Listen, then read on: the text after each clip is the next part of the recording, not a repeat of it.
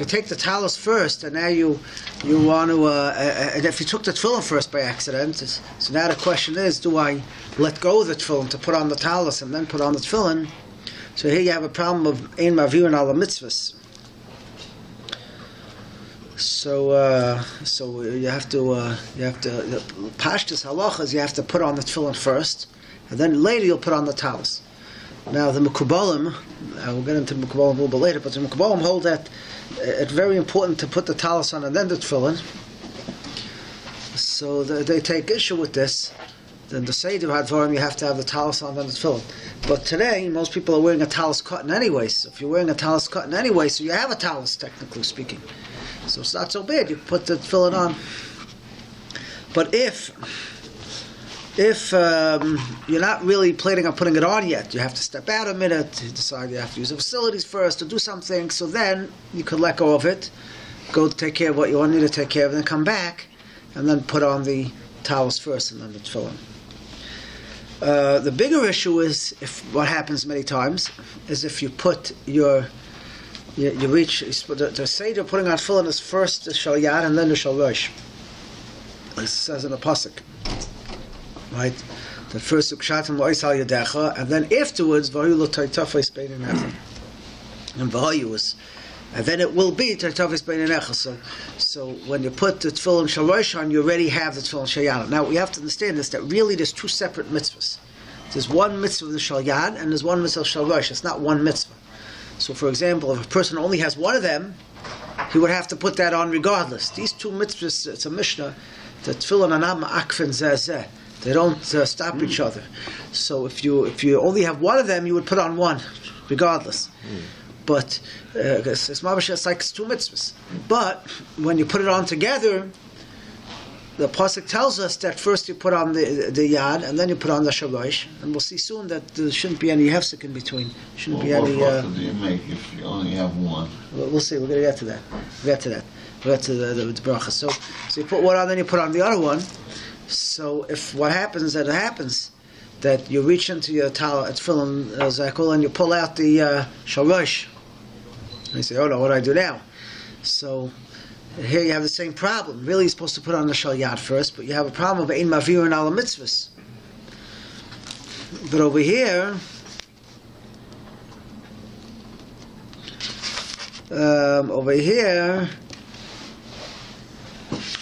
it's not so simple. Over here already, the poskim say that you would have to put on your shal yad first, because since that's how the pasuk tells us the order should be, you would have to put the shal yad on first. You don't put the shal rosh on before the shal yad. So what you should do is put down the shal rosh, find something to do, make a little hefsek, and then come back and get the shal yad on first, reach it first. Many times it happens, if you don't, when you take off your tefillin, when you take it off, so always you take off your shal rosh first, right, then you put it away, and then you take off the shal yad. So the shal yad goes in second. So, probably the way it's set up, so it goes in second, you'll get it out first. But sometimes, let's say Rosh Chodesh or other times, you might take it off and not wrap them up. And then later go and wrap it up, and then sometimes you'll wrap up the shal yad first and put it away, and then the shal rosh, and then you come back the next morning without realizing, and you'll pull out the shal rosh. So the place can actually say that you should always make it a practice to, as soon as you take off your tefillin, to wrap it up.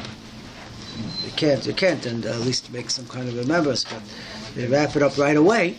So you make sure to wrap up the shal rosh first, to put it away, and then when you get to the shal yad, it'll go in second, and then that's what should come out first. Okay. Now,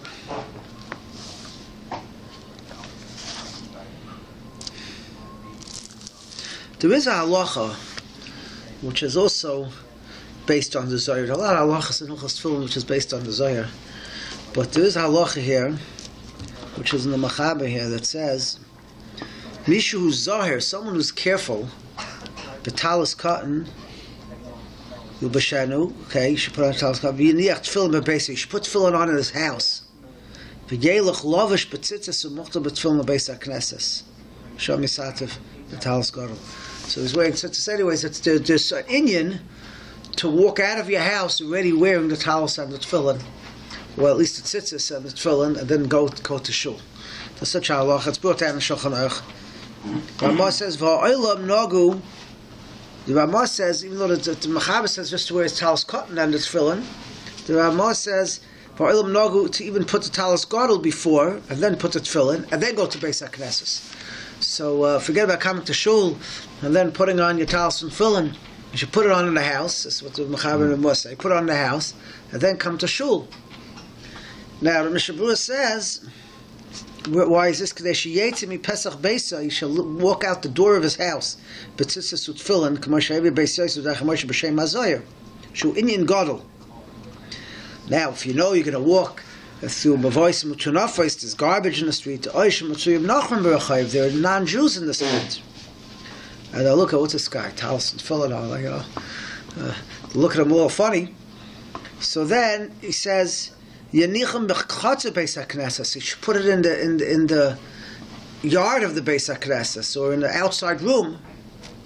Or you could put it on in his house and cover it with a hat, or cover it with his hand, right? So they don't see, and walk into shul. So the Mishnah Berurah that they say guy gets up early, you can't put it on so early, then you don't have that. So that's the Mishnah Berurah. So he brings down this halacha, which you don't normally see a lot of people doing today, and probably for this reason, because there are other people outside, your neighbors who live in a non-Jewish area, and agav, that there's a whole discussion. People wear the talis to shul on Shabbos. So the question is, do we or don't we? In the winter you're wearing a coat anyways, nobody knows, but in the summer, the people walk to shul if you don't want to carry, so they walk to shul with their talis, they wear it. So there's a whole discussion whether it's a Jewish thing to do, display your talis. And others say no, we live between the non-Jews, and there's no reason to kind of antagonize, but at least which is why we like the Chanukah menorah indoors instead of outdoors today, right? For the same reason. So there's no reason to it. Yaakov Kamenetsky was very makbid on this. He said the person shouldn't wear his talis, even though he lived in the latter end of his life in Muncie, which was quite a Jewish area. But even back then it was Jewish. But he would be very makbid not to wear his talis in the street. Others say, no, today it's mamash, it's such a Jewish area, you could wear it in the street. This is a question. And how does it work, like in Masharim or Bnei Brak? Yeah, it could be that's different. In Bnei Brak, it's different. But in Chutz La'aretz, I wear I sometimes wear my talis to shul, but I put if I'm in the summer, I'll put my jacket on top of it. So it doesn't look as, you see it sticking out from the front and the back, but it doesn't look as bad, But this is a question. But it's the same question over here. It's just an Indian to walk out with the talis and tefillin on the head, but most people don't actually do that. They actually do it today in shul. But there is an Indian, which is sometimes not so easy to, depending on the layout of the shul. And a lot of yeshivas, they do this, is they put their talis on in the Ezras Nashim. They'll put the talis and tefillin on in the Ezras Nashim, and then walk into shul, and they'll come back and daven, and they'll go back out to the Ezras Nashim and take off the talis and tefillin after davening. And besides for this, the gain of this halacha, there's another big gain. Which is that he's not going to take off his talis and tefillin in the middle of davening, because he has to walk out of the shul to the Ezras Nashim and take it off. So unless he's in a real rush, and he'll leave early, because otherwise, by the end of davening, everybody's taking off the talis and tefillin. So the original said it was like you leave your house as the Indian, right? So by doing it in a room in the shul, you're right. You don't have that. You don't accomplish that. You don't accomplish that part. You don't accomplish. That's correct. But he still says it's better to do that.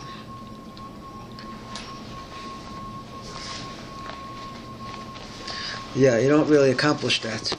It's not, most people don't do this. You see, I think Rabbi Abitbol does it.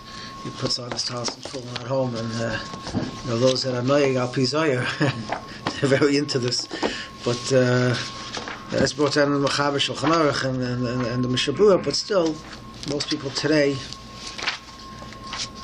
practical reasons, don't end up doing this. This down here. Yeah.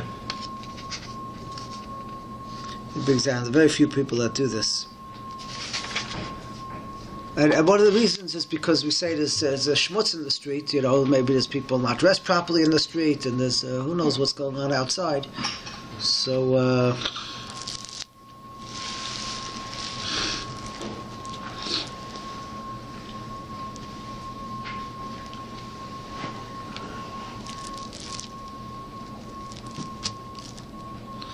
yeah. Okay, but that's a one of the concepts. Now, we put it on, we make a bracha. So, there's a big machlokes. There's a big machlokes rishonim. This is where Sfarim and Ashkenazim split here. So the big machlokes rishonim. We make two brachas. We make a bracha. Most of us make two brachas. We make a bracha l'haniyach when you put on the shal yad, and you make a bracha al mitzvahs tefillin when you put on the shal rosh. Now, technically, they're both tefillin. So, as most halachas, usually you can make one bracha when you do two mitzvahs if you're doing it right next to each other, one after the next. They're both tefillin, so you should just make one bracha on the tefillin, and it should go for both. And that's what the Mechaber holds. The Mechaber holds, you make a bracha l'niach tefillin, and then you put on is a shal yad, and then you put on the shal rosh, and you only make one bracha for both. Now, if you were mafsik, if you made a hefsik, and you spoke or did something in between, then the Mechaber says you would make a second bracha on the shal rosh, because you made a hefsik. You'd have to make another bracha, and you would make al mitzvahs tefillin. That's the Mechaber. But the Ramah, we paskin like the other Rishonim that hold that you make two separate brachas. You make a bracha l'niach on the shal yad, and you make a al mitzvahs tefillin on the shal rosh. And that's what we do both. We still don't make a hefsik because we hold that the bracha on the shal yad goes on both also. It goes on shal rosh, but then we have an added bracha. It's like we have two brachas on the shal rosh, the l'haniach tefillin and the al mitzvahs tefillin. So. But because of the to sort of be chayshish, to sort of appreciate this shita that holds you only make one bracha, that's why after we'll put on the shal rosh, we're going to make a baruch shem kavod malchusay. We say why? Because when a person makes a bracha of atala, a person accidentally makes a bracha extra bracha of atala, so you say baruch shem. That you say that. To recognize, you said Hashem's name in a bracha, maybe you shouldn't have, so you say Baruch Shem. So we sort of say that. We say that after we put on the shal rosh, after you put it on, you have to make sure you already finish putting on the shal rosh, because you made a bracha, you don't want to make a hefsek between the bracha and putting on the shal rosh. So after you finish tightening the shal rosh on your head, then you would actually make say Baruch Shem to sort of appreciate the other shita that says that perhaps we shouldn't have made this bracha. Even though we're paskening that we do make the bracha, it's a unique thing which you don't really have in any other halacha like this. That's what we do. Don't you wait until you finish your straps then? Because you have the shal rosh on, but you still have loose on your hand, no? You haven't finished. Yeah. Most people will make it after shal rosh because after you tighten it, okay, you just whatever you do to put it on, so technically that is a kshira, and the reason for that is because otherwise you wouldn't.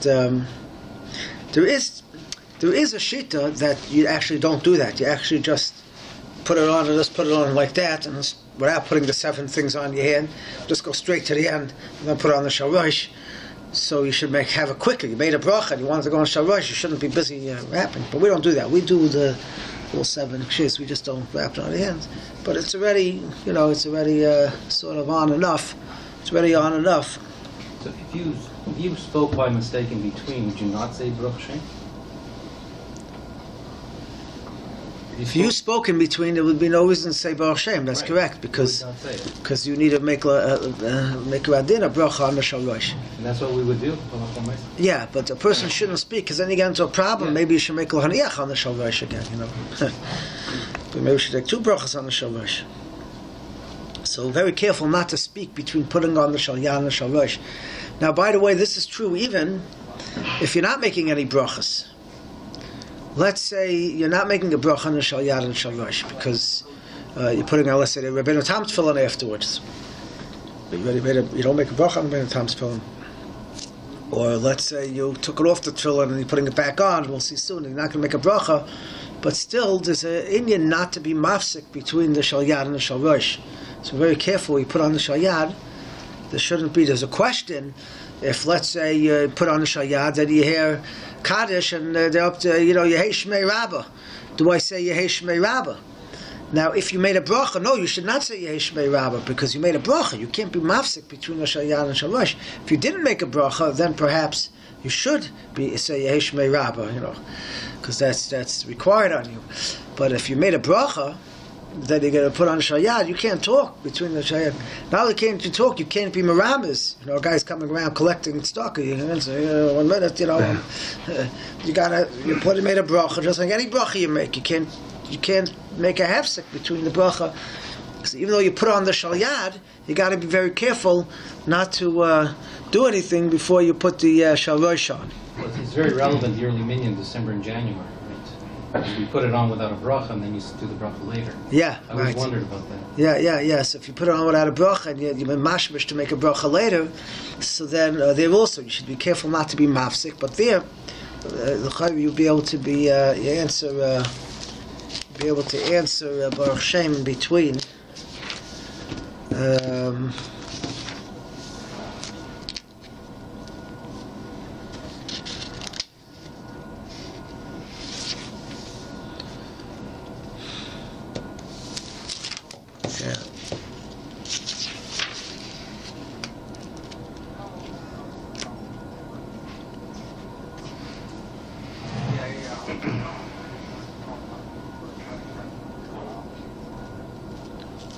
The question is, if the guy did answer Baruch Shem, if he did answer Yesh Rabbah or Kaddish in between, whether he has to make a new bracha, that's already against some achloikis. Whether you have to make another bracha. But otherwise, you would. But if you're not making a bracha, then you would answer for these things. But that's it.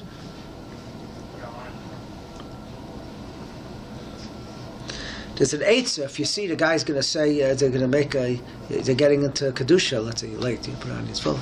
They're about to say kaddish or kedusha, and you're already putting on your Shal Yad. What you could do is just put on the Shal Yad without wrapping the whole thing. Just go right to the end.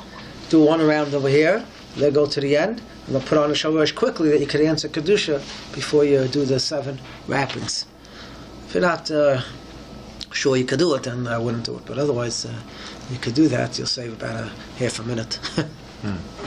But you never know. They go quick, Kaddish and kedusha. Okay. There's another very interesting Indian here, which is the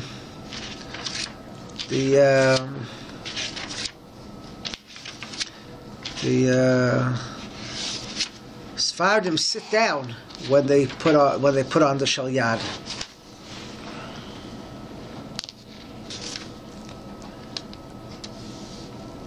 The Sephardim sit down when they put on the Shal Yad, and they stand up when they put on Shal Rosh. It's actually Ramah here. It says over here that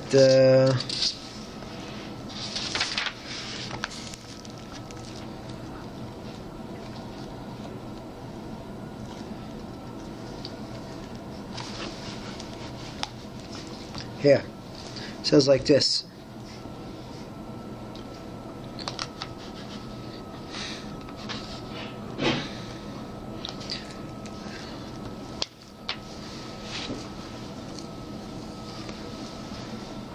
Yesh Kosev Laniach Shal Yad Miyoshev v'Shal Rosh Me'omed. Laniach on the Shal Yad you sitting down, and the Shal Rosh you do standing up. Medinas Elu Lo Nogu Kaden. By Ashkenaz we're not knowing like that. L'shtei Mu'omed we do everything standing up in Ashkenaz. So the Magen Avraham makes a achra over here that the Hanocha. Magen Avraham says, well, we can make a pshara. You should put it on sitting down, and then make the bracha, but make the bracha standing up. So I guess you make the bracha standing up, then sit down to tighten it and put it on. The Rabbah says, no, who's greater than the Rash Mekinon that after he learned Kabbalah, okay, imagine you can learn Kabbalah, and you learn Kabbalah, you learn most of Divrei Kabbalah is about davening. You know, all the shemoneh-esrei of Hashem, what they go for, stand for, and everything. And then he davened as if a very simple child, a day old, that as if he doesn't understand anything. So he davened. He pleaded to Hashem without all the kavanas. That's that person's supposed to daven. It's simple, like a simpleton.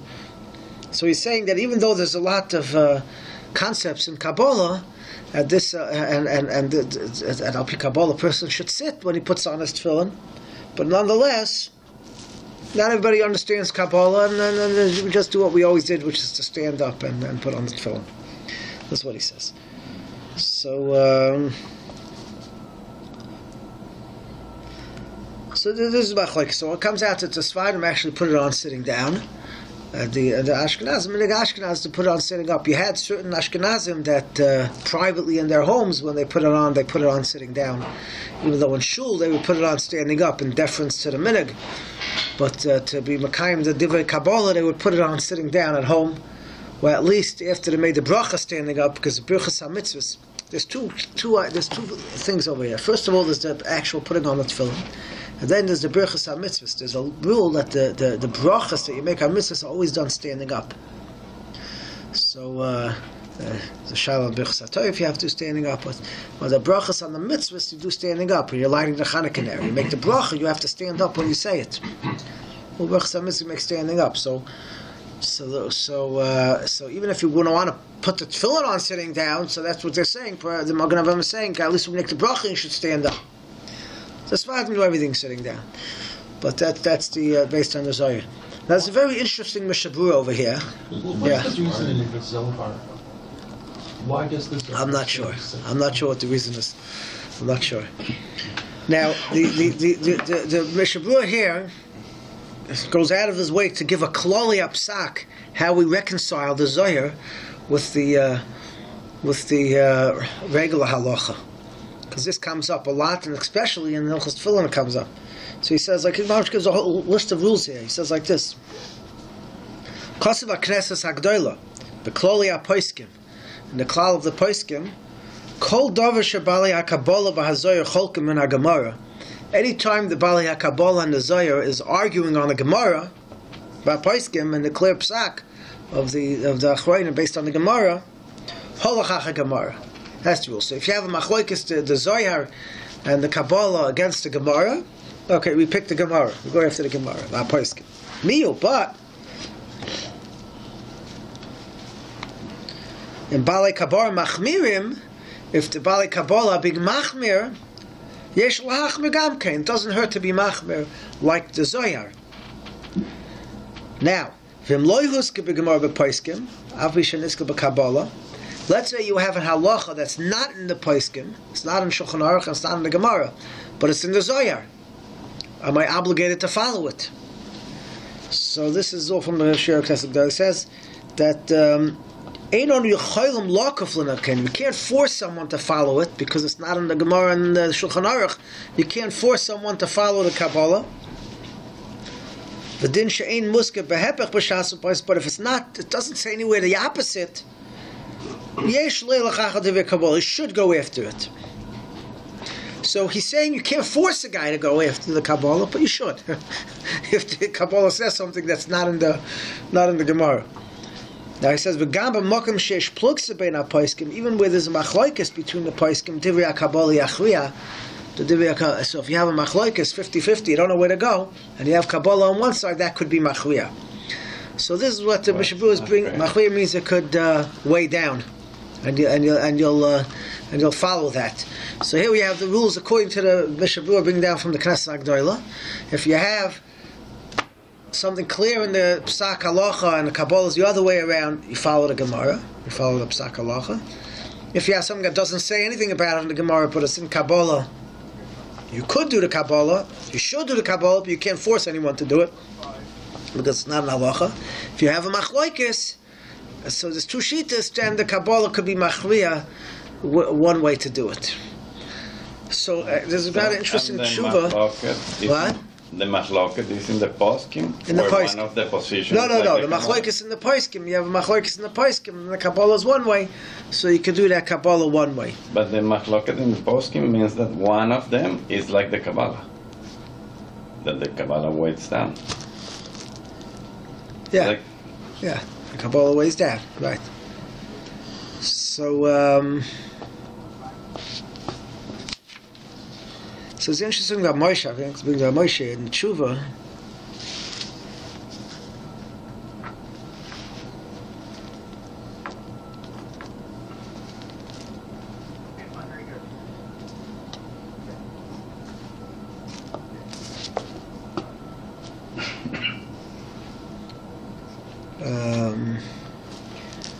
He brings down over here.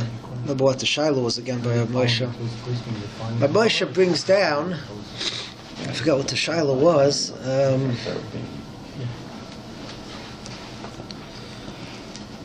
Forget what the Shiloh where Moshe was dealing with this. I have to check it up again. But he brings down that this is only true if it's something which is in the Zohar. But something which is from the Kisvei Arizal. So he says, even though we don't come to the feet of the Arizal, but he's an Achron like all the other Achronim. So if you have a Machlokes and the Arizal holds one way, we're not Mechuyev to go after the Arizal. He won't be Machriya the halacha connected the Machlokes HaPoskim. So Ramosha limits this question of the Zohar and the Mekubalim to something which is clearly specified in the Zohar. But something which is not clearly specified in the Zohar, but it's based on Torah or Arizal, if you'll have a Machlokes HaPoskim, and the Arizal goes one way, we don't have to be Machriya the halacha based on the Arizal. Now this actually comes up quite often. You're holding your tzitzis for Shema, right? You said, when we learn in the Shir, was that result that says you hold 4, but the Shulchan Aruch says 2? Yes, that's more of a minhag. So that's not a halacha. You're not doing wrong either way. But you have. That is interesting. True. For example, there's we know a righty puts on the right. Let's get more into this. What's called a righty? But a righty puts the tefillin on the left hand, and a lefty puts the tefillin on the right hand. That's what you know, right? Now, assumingly, al pi Kabbalah, even a lefty puts his tefillin on his left hand. Okay. Pretty hard thing to do. What? That would be a pretty hard thing to do. Yeah. Okay. I'm a lefty, and that would be very hard. It'll be a little bit difficult to put it on. Depends how bad your right hand is. But the so the Mordechai Yitzchak has a tshuva here. A fellow over here who was having a son's bar mitzvah who was a lefty, and he was a Satmar Chassid. This fellow, and the Satmar Rebbe has a tshuva. The Divrei Yoel has a tshuva about this, about a lefty putting a tefillin, because his tshuva wasn't exactly that case. It was a case where the guy was a righty, but the guy was a lefty, but he trained himself to use his right hand, and he turned himself into a righty. We'll get into all these shilos, but in any case, he brings down over here, Gans Shayla, he brings down that it's actually a Machlokes HaPoskim. It is a Machlokes HaPoskim. There are some Rishonim that hold that even a lefty should put on his left hand. You go bust a small shel kol adam. You don't go bust his personal, when he's a righty or lefty. You go after the whole world, and the whole world puts it on their left hand. We don't paskin like that. We paskin that a lefty puts it on his right hand. But there is such a shita. So you have some machlokes. Then he brings down the Satmar Rav brings down that gam nira sha'af be'itri yad gomer, even a real lefty sorach achakach after davening, he should put his tefillin gam b'small kadaso arizal. After davening, he goes home. He should turn around his tefillin and put it on his left hand to be yotze the arizal, to be yotze the arizal shita. People do that. Hold on, you gotta wait till the end of the tshuva here. So he brings down the Satmar Rav brings this down. Hevadi says you can't make a bracha, but you could think the bracha in your head. You can't make a bracha because we paskin like the Shulchan Aruch, but you could think the bracha in your head and put it on the other hand. He brings down V'yesh Gedolei Achronim. He says there are some Gedolei Achronim shekosvu laniach al shtei yadayim b'pamachas. He should wear 2 pairs of tefillin on both hands. He says that we don't do that. We don't do such a thing. But that's what he says. So the Minchas Yitzchak, he goes on in this tshuva and he brings down that Mikra Adin, we paskin like the Mishpur says, that when the psak halacha is one way, when it's a clear psak halacha one way, and even the Divi Mikubalim say the other way, you don't follow the Mikubalim. And he says, the Samuel himself says that. That's why he says the guy has to put it on his right hand during davening. After davening, when he goes home, he could put it on his left hand just to be yoytze the other sheet. He says, because once I put on tefillin once, I'm not involved in the machlokes anymore. So now it doesn't hurt to put it on the other hand. But he says, Meikar Adin Avada, we hold you put it on the right hand. Would that work? I'm just trying to think of... You have to turn it over. You have to turn the tefillin over. Unless you buy another pair of tefillin, you'll have to take your tefillin and turn it upside down, that the yud faces the inside. Okay, no, I was trying to figure out how I would do By the way, that's true in any case. If, let's say, a person, there's a lot of times you have a lefty, you left his tefillin at home or whatever it is, and he borrows a righty's tefillin, so he would actually turn the tefillin upside down so the yud faces in, right? Because if he put it on his left hand, so the yud faces in, but he's putting it on his right hand, so your yud's going to be facing the outside. So kesher shel tefillin will be facing the outside, so we'd have to turn it upside down and put it on. That's how you'd have to do it. So he brings down that Avada Me'ikar Hadin. The Olam's not knowing to do that. The lefties don't put it on after davening on their right hand, and he says that even the lashon of the Satmarav in the end is meharoi. It's proper shachat tefillin, but he's not saying you have to. Avada you're not mechuyev to at all.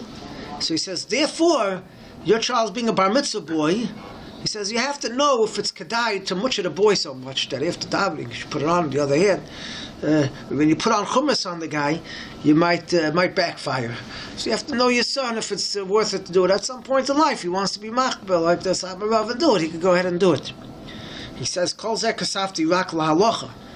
But Negela Maisa, the Sabarav passed away, but his son is still around. And he's mamala makam. We should go ask him. Why are you asking me? So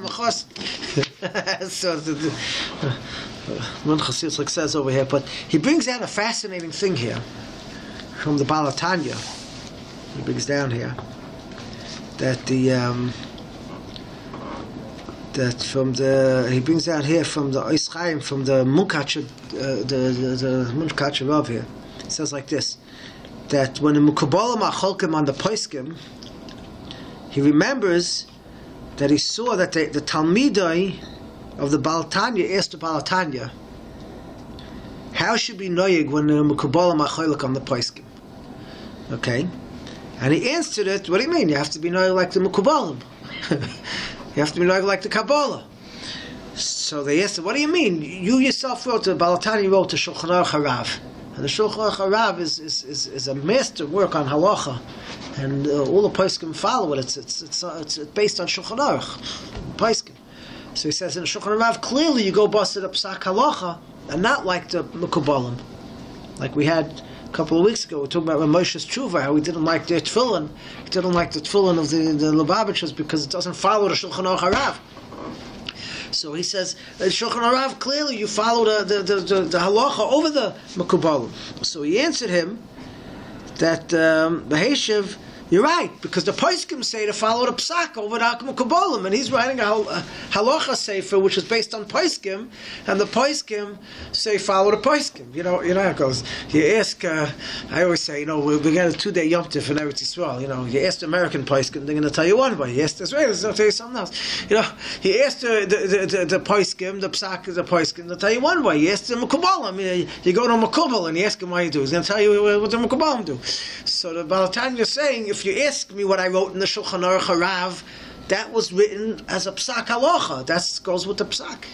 So I always want you go after the psak, not like the Kabbalah. But if you ask me as a Mekubal what you do, you got to do like the Mekubal. So So the question doesn't end. I remember I went to a shir from a certain person who follows Kabbalah, chashuv person, and they liked when they liked the Chanukah licht. It was Chanukah. He likes the Chanukah licht. They make the bracha shas and nisim after they light. There's a big. There is such a sheet is brought down in the Beis Yosef actually. But the halachas, we don't follow that. The halachas, we make the brachas before we light, right? Shas and Nisim and Shechayani, we make all the brachas before we light. But he says, all the Mekabalim and the Shivas Beitel and Yerushalayim, all the Mekabalim make bracha after. There is certain things that the Mekabalim are noyeg. If you're a Mekabal, you could be noyeg like that. But if you're not involved in Kabbalah, then you'd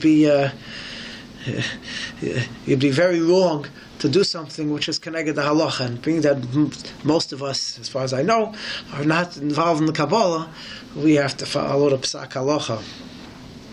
Even if you are involved in Kabbalah, but if you're not a makubal, so you could do l'chumra certain things, like the Mishabura says, you could do l'chumra, but otherwise we wouldn't follow that.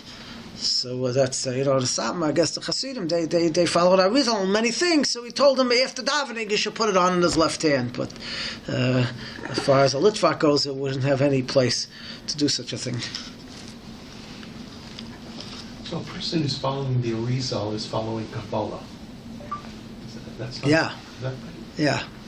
No, there's certain things we do like the Arizal. A lot of things that we do also like the Arizal, but that's where it's not soiser to Kabbalah. It's not a stira.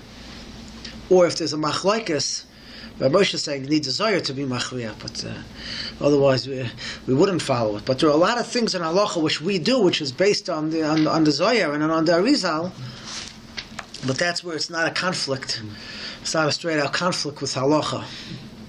There's a fascinating tshuva just on this topic. The last point on this topic, there's a fascinating tshuva in the Chassam Sofer. The Chassam Sofer's knowledge of Kabbalah was far beyond anything that we can imagine. So there's a fascinating. I didn't bring the Chassam Sofer here, but it was part of it. The whole tshuva is a fascinating tshuva. He's writing to somebody, but that person he's writing to, he writes that the guy brought a raya.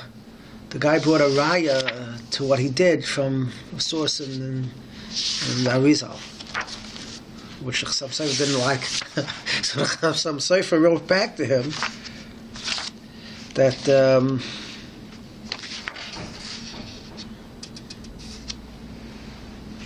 this words, someone who mixes in divrei Kabbalah im halachos apsukim, chayiv mishum zoreya klayim, he's chayiv for planting klayim. Okay? Pentukta shamalei asher tizra. That's the lashon of the pasuk. You're mixing the seeds which can't be mixed together. Luma zeh, Chassam Sofer takes a swipe at another action here. Luma zeh, hamar sifrei higoyin im divrei Torah. If you mix a sfarim of machshava and philosophy with Torah learning, oiver al chayrish b'shor v'chamor yachtov. Now, if you medaik the L'shonei Hazor of Chassam Sofer, he's making a chiluk here.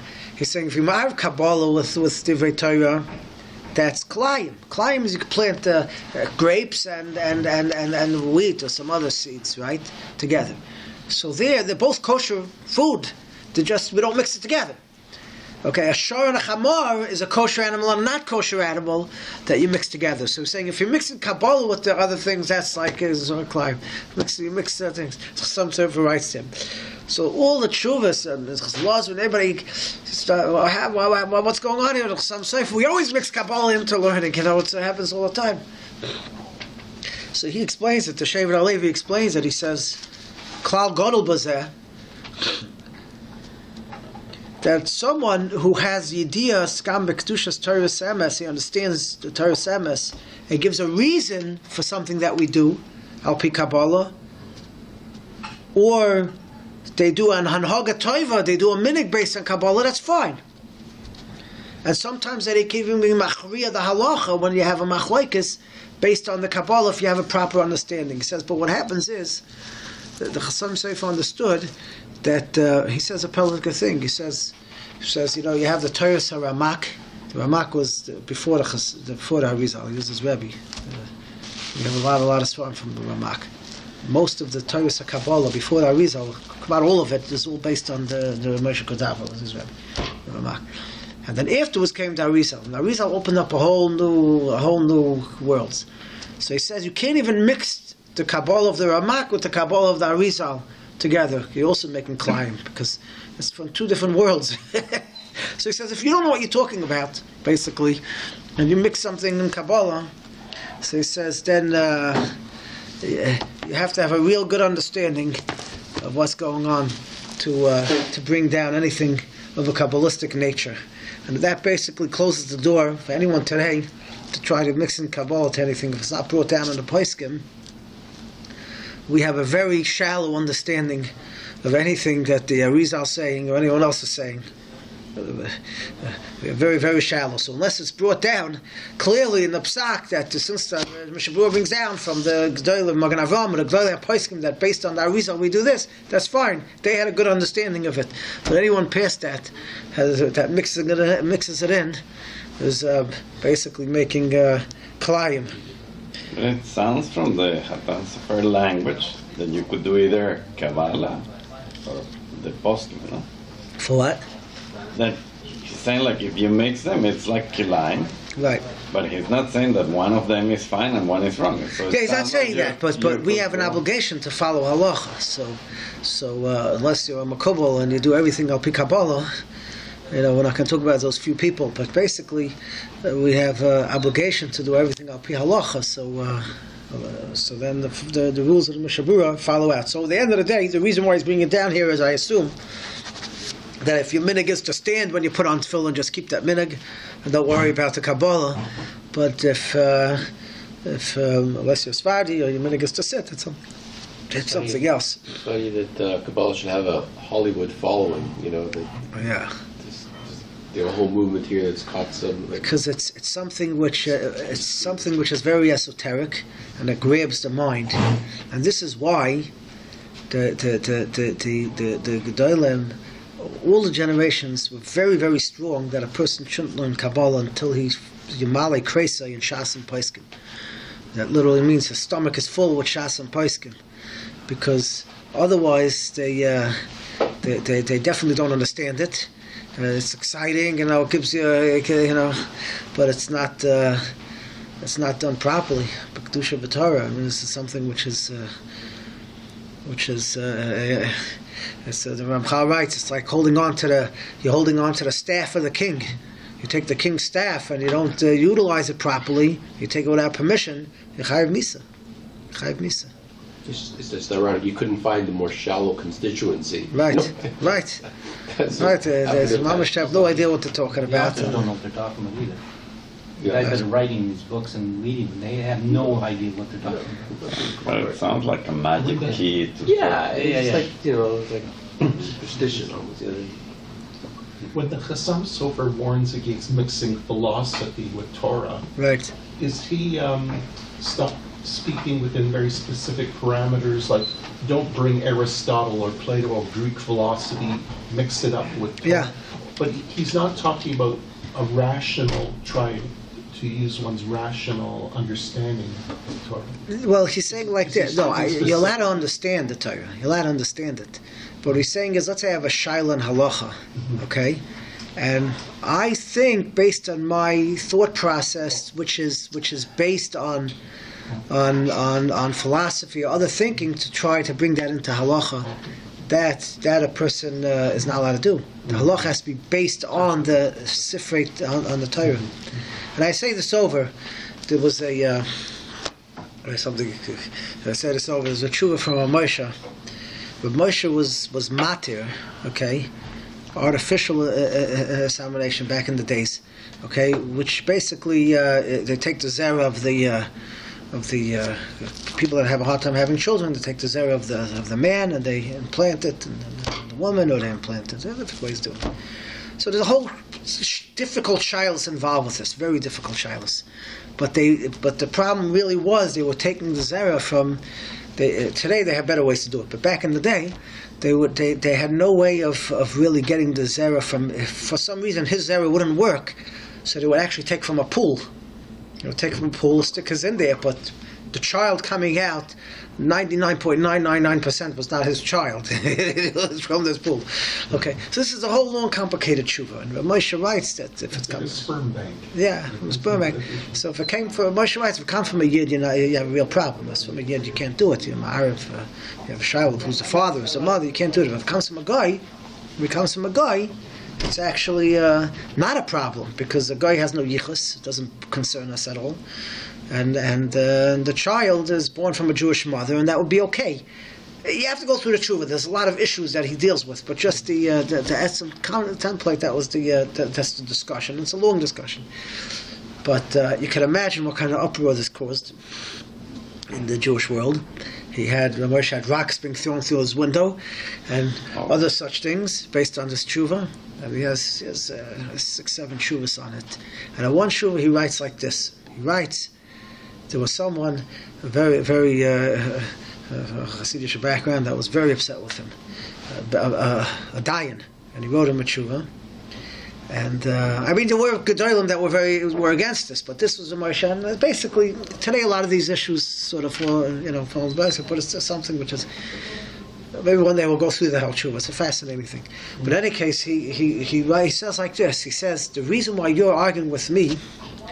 This is what he writes in one paragraph in the beginning of Shua. The reason why you're arguing with me, he wrote this to a chassid.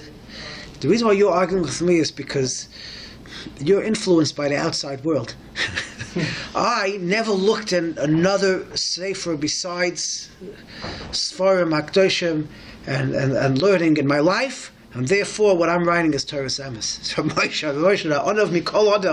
he writes, what I'm telling you is the 100% truth because there's nothing else mixed into you. But the reason why you're saying otherwise is because you studied other things, and that's mixed into your thinking. Fascinating. But does that shut him up? I don't know. This was. But basically, this is the way we come to halacha is based on the Gemara and the Poskim and nothing else. You want to understand it, obviously mathematics is part of the halacha. 1 + 1 = 2. There are certain facts that are facts, and even scientific facts, it could come into play. But it's all based on what's written in the Sfarim. And the Rosh writes in the Tshuva, it's in Klal Mem. The Rosh writes in the Tshuva that someone even brings a raya. He's talking about a Tshuva about Yerusha, and he says, and if you bring a raya from the philosophers to even if you want to bring a raya to a psak halacha, he says you can't do that because he writes because their way of thinking is based on the philosophy, and our halacha is chukim, is chayk, and chayk doesn't mix with it. Doesn't mix. The chayk has to be based on the chayk. This is what he writes. But that's just some sidebar what comes out based on this mishavur. The psak halacha has to be brought out from the psak halacha, and even Kabbalah we're not going to mix in unless it's we understand the Kabbalah. It's brought down, and it's something which it could sometimes weigh down on halacha if you have two shittas, but it's not going to go against the natural halacha. Time here. It's a little bit late, but I'll just end off with the similar kind. We have which is very prevalent. We have different types of ksav, right? Basically, there's 3 types of ksav. It's ksav beis Yosef, which is the general ksav that's used in all the Ashkenazim, Sefer Torah, and everything. You have the ksav valish, which is the Sfardisha ksav. That's the Sfardisha ksav, and then you have the ksav Arizal. Okay, different ways of writing the torah-study. Now, without getting into a longer discussion, there's some discussion whether Ashkenazim are allowed to use the ksav Arizal because the tzadi is backwards, and there's a going about it. But most poskim, Ruba de Ruba, hold that all ksavs are kosher. All ksavs are kosher. Just the question is, what should you use? So for most Ashkenazim, we use what we always used, which is the ksav beis Yosef we used. There was a fellow here that checked his tefillin, and The Scheiner Rosh was Ksav Beis Yosef, or the Shal Yad was Ksav Arizal. The Sefer mixed them up and gave them both different ones. So there's truths about that. That we don't do. You don't want to make klayim here. You don't mix these things up here. But it's all kosher anyways. Even in the same Sefer Torah, Rav Moshe has a tshuva whether it's kosher. You have in the same tefillin, in the same Sefer Torah, you have some letters written one way, some the other way. He says it's a nomer perhaps, but Moshe wants to make maybe it's possible because it's spotted. But Meikar Adin, both ksavim are kosher, and we go like that. We're passing that halacha. But as a rule, a person that follows the regular Ashkenazic halacha should use Ksav Beis Yosef in his tefillin and all his mezuzahs and all his Sefer Torah. A person that follows his minhag is to follow the Ksav Arizal, so that you can have the Ksav Arizal. But a person that doesn't have that minhag, he should be very makbid to follow his things. If he's a Sfardi, Ksav Valaj, a person should use the Ksav that is handed down, that's his minhag, and he shouldn't mix them. He shouldn't have one door Ksav Arizal or one door Ksav Beis Yosef. He shouldn't do that. He should have the kosher. It's kosher, but he should halacha-theory switch it as mezuzahs, even though it's a question if you're allowed to change mezuzahs that are kosher that are up. But if that's his minhag, he should halacha-theory have it all the same Ksav.